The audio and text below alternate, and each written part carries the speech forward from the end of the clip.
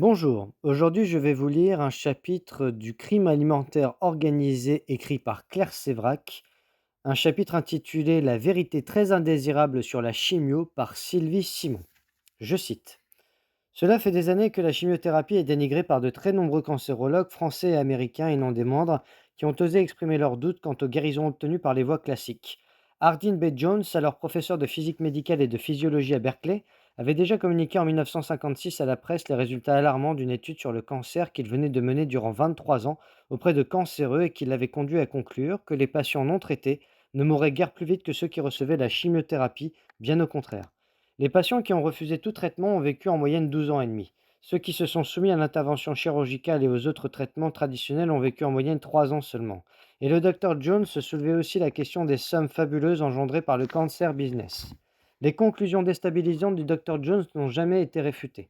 Le 4 octobre 1985, le professeur Georges Maté confirmait à l'Express, je cite, il y a de plus en plus de cancers parce que le dépistage est beaucoup plus précoce, mais on ne les maîtrise pas aussi bien qu'on le dit, malgré la chimiothérapie qui est surtout prônée par les chimiothérapeutes et par les laboratoires, ce qu'il appelait la cancer connection. Et pour cause, ils en vivent. Si j'avais une tumeur, je n'irais pas dans un centre anticancéreux. À son tour, le docteur Martin Shapiro écrivait dans un article chimiothérapie, huile de perlimpinpin, point d'interrogation. Je cite, certains cancérologues informent leurs patients du manque d'évidence que ce traitement soit utile, d'autres sont sans doute égarés par l'optimisme des parutions scientifiques sur la chimiothérapie, d'autres encore répondent à une stimulation économique. Les praticiens peuvent gagner davantage en pratiquant la chimiothérapie qu'en prodiguant consolation et apaisement aux patients mourants et à leurs familles. Cet avis est largement partagé par les docteurs Pomato et d'Argent, qui estiment que la chimiothérapie n'est qu'un procédé de destruction des cellules malignes, comme la chirurgie ou la radiothérapie. Elle ne résout pas le problème capital des réductions de l'hôte, qui devraient être, en dernier ressort, les seules à rechercher pour arrêter la poussée cancéreuse. Pour sa part, le professeur Henri Joyeux, cancérologue à Montpellier, a déclaré à maintes reprises que ce sont des intérêts financiers gigantesques qui permettent d'expliquer que la vérité scientifique soit encore aujourd'hui trop souvent occultée. 85% des chimiothérapies sont contestables, voire inutiles. Pour eux, comme pour bien d'autres médecins, les seuls cas de guérison avec cette thérapeutique sont des cas qui peuvent guérir spontanément, c'est-à-dire dans lesquels l'hôte peut organiser ses propres défenses. Il est difficile d'être plus clair. La chimiothérapie ne sert à rien. Et pour la progression des cas de guérison, le docteur Jean-Claude Salomon, directeur de recherche au CNRS, cancérologue, estime que le pourcentage de survie à 5 ans après le diagnostic initial s'est accru pour la seule raison que l'on sait faire des diagnostics plus précoces, mais que s'il n'est pas accompagné d'une baisse de la mortalité, l'augmentation du pourcentage de survie à 5 ans n'est pas un indice de progrès. Le diagnostic précoce n'a souvent pour effet que d'allonger la durée de la maladie avec son cortège d'angoisse. Cela contredit bien des informations concernant les prétendues avancées thérapeutiques.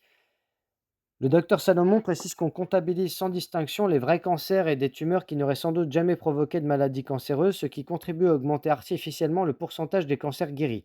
Cela augmente aussi évidemment celui des cancers déclarés, encore un fait confirmé par le docteur Thomas Dao, qui fut directeur du département de chirurgie mammaire au Roswell Park Cancer Institute de Buffalo de 1957 à 1988.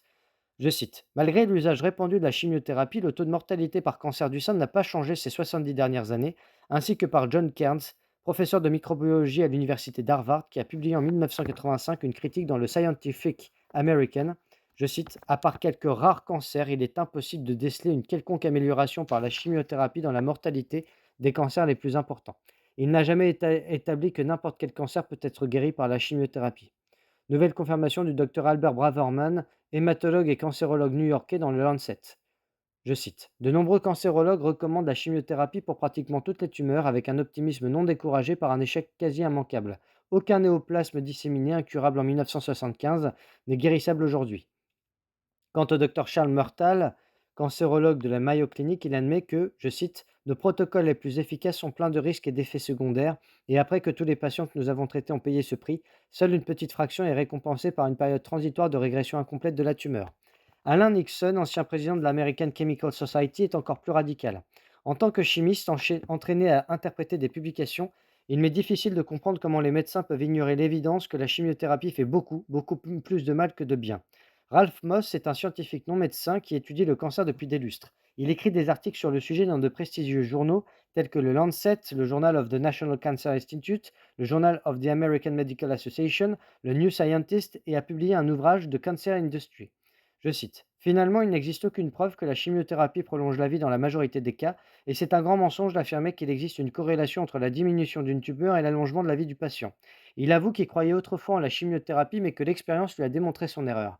Je cite: «Le traitement conventionnel du cancer est tellement toxique et inhumain que je le crains davantage que mourir d'un cancer. Nous savons que cette thérapie ne marche pas. Si elle marchait, vous ne craindriez pas davantage au cancer qu'une pneumonie. Cependant, la plupart des traitements alternatifs, quelles que soient les preuves de leur efficacité, sont interdits, ce qui oblige les patients à se diriger vers l'échec car ils n'ont pas d'alternative.» Le docteur Maurice Fox, professeur émérite de biologie au MIT, le Massachusetts Institute of Technology, a constaté comme nombre de ses pairs que les cancéreux qui refusaient les soins médicaux avaient un taux de mortalité inférieur à ceux qui les acceptaient. Le Centre du cancer de l'Université McGill au Canada a envoyé un questionnaire à 118 médecins spécialisés dans le cancer des poumons afin de déterminer le degré de confiance qu'ils accordaient aux produits que les scientifiques de l'université étaient en train d'évaluer.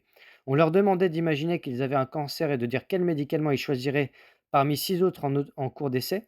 Il y eut 79 réponses des médecins, parmi lesquelles 64, soit 81%, n'accepteraient pas de participer aux essais de la chimiothérapie à base de cisplatine qu'ils étaient en train de tester, et 58 autres médecins parmi les mêmes 79, soit 73%, estimaient que les essais en question étaient inacceptables étant donné l'inefficacité des produits et leur degré élevé de toxicité.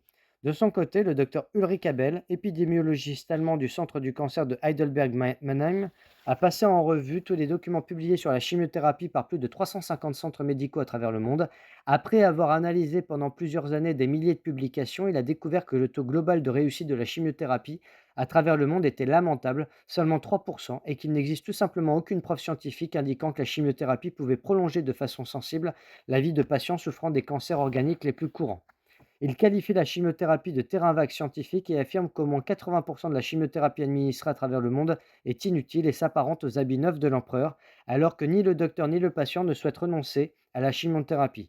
Le docteur Abel a conclu: nombre de cancérologues tiennent pour acquis que la chimiothérapie prolonge la vie des patients. C'est une opinion fondée sur une illusion qui n'est étayée par aucune des études cliniques. Cette étude n'a jamais été commentée par les grands médias et a été entièrement enterrée. On comprend pourquoi. En résumé, la chimiothérapie est très toxique et ne peut faire la différence entre les cellules saines et les cellules cancéreuses. Elle détruit peu à peu le système immunitaire qui ne peut plus protéger le corps humain des maladies ordinaires. Quelques 67% des gens qui meurent pendant le traitement de leur cancer le doivent à des infections opportunistes qui n'ont pas été combattues par le système immunitaire. L'étude la plus récente et significative a été publiée par le journal Clinical Oncology et menée par 3 fameux oncologues australiens: le professeur Graham Morgan du Royal North Shore Hospital de Sydney, le professeur Robin Ward de l'université de New South Wales St Vincent Hospital et le docteur Michael Barton, membre de la Collaboration for Cancer Outcomes Research and Evaluation du Liverpool Health Service à Sydney.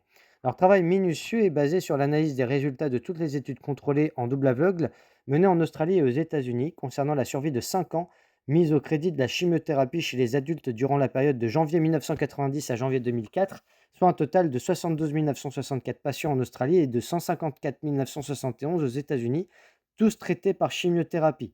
Cette vaste étude montre qu'on ne peut plus prétendre, comme de coutume, qu'il ne s'agit que de quelques patients, ce qui permet au système en place de les balayer avec mépris du revers de la main. Les auteurs ont délibérément opté pour une estimation optimiste des bénéfices, mais malgré cette précaution, leur publication prouve que la chimiothérapie ne contribue qu'à un peu plus de 2% à la survie des patients après 5 ans, soit 2,3% en Australie et 2,1% aux États-Unis. Massoud Mirchei, chercheur à l'université Pierre et Marie Curie, et son équipe ont découvert en 2009 que de nouvelles cellules du micro-environnement tumoral seraient impliquées dans la résistance à la chimiothérapie de cellules cancéreuses et les récidives avec l'apparition de métastases. Ces cellules ont été appelées hospice cells car elles servent de niche qui ont la propriété de fixer un grand nombre de cellules cancéreuses et de les protéger de l'action de la chimiothérapie. Les hospice cells proviennent de la différenciation entre des cellules souches moyennes des cellules souches de moelle osseuse et sont présentes dans les épanchements chez les malades atteints de cancer, liquide d'acide, épanchements pleuraux. Les cellules cancéreuses agglutinées autour d'une hospice cells forment de véritables petits nodules cancéreux. Dans ces nodules ont été également identifiées des cellules immuno-inflammatoires. La microscopie électronique a démontré qu'il y avait des zones de fusion entre les membranes des hospice cells et celles des cellules cancéreuses, permettant le passage de matériel d'une cellule à l'autre. De plus, les chercheurs ont observé le transfert de matériel membranaire de l'hospicelle vers les cellules cancéreuses, phénomène appelé trogocytose. Plusieurs autres mécanismes, comme le recrutement des cellules immunitaires suppressives ou la sécrétion de facteurs solubles par les hospicelles, aident aussi à la résistance de cellules cancéreuses comme contre la chimiothérapie. Compte tenu de cette importance, il est suggéré que les cellules cancéreuses nichées sur une hospicelle pourraient être considérées comme responsables de la maladie résiduelle. Pour la recherche, il apporte donc de trouver des drogues susceptibles à la fois de détruire les cellules cancéreuses et les hospicelles. D'autres études ont paru dernièrement. La première, publiée dans la revue Nature, indique qu'une grande majorité des études sur le cancer sont inexactes et potentiellement frauduleuses. Les chercheurs n'arrivent que rarement à répliquer les résultats des grandes études de référence.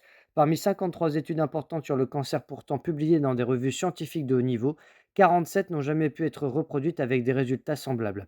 Ce n'est pas une nouveauté d'ailleurs, puisqu'en 2009, des chercheurs de l'University of Michigan's Comprehensive Cancer Center avaient également publié des conclusions de célèbres études sur le cancer, toutes biaisées en faveur de l'industrie pharmaceutique. Et il reste de notoriété publique que certains médicaments contre le cancer provoquent des métastases.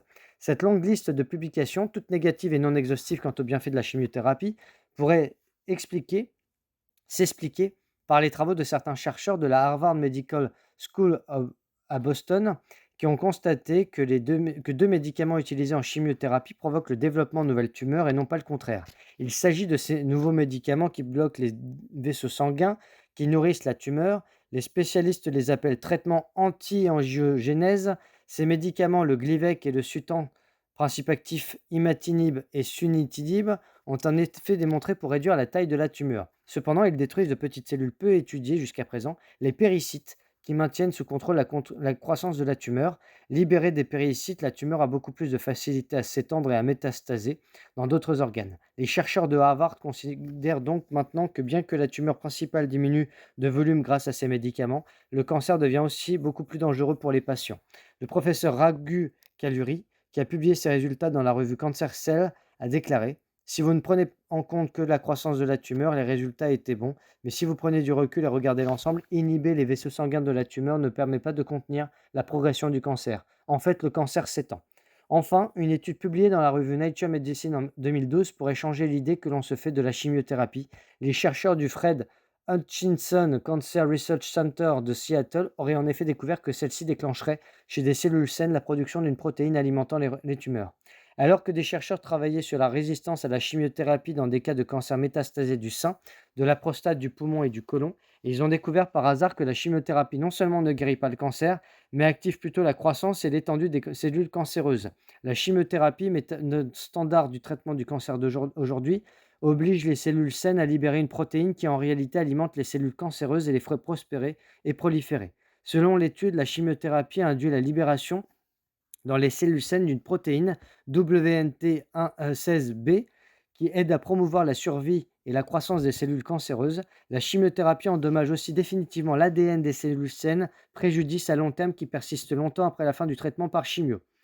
Quand la protéine WNT16B est sécrétée, elle interagirait avec les cellules cancéreuses proches et les ferait grossir, se répandre et, le plus important, résister à une thérapie ultérieure, a expliqué le co-auteur de l'étude Peter Nielsen du centre de recherche Fred Hutchinson sur le cancer à Seattle, concernant cette découverte totalement inattendue. Nos résultats indiquent que dans les cellules bénignes, les réponses en retour peuvent contribuer directement à une dynamique de grossissement de la tumeur, a ajouté l'équipe au complet selon ce qu'elle a observé. Ce qui revient à dire: éviter la chimiothérapie augmente les chances de recouvrer la santé.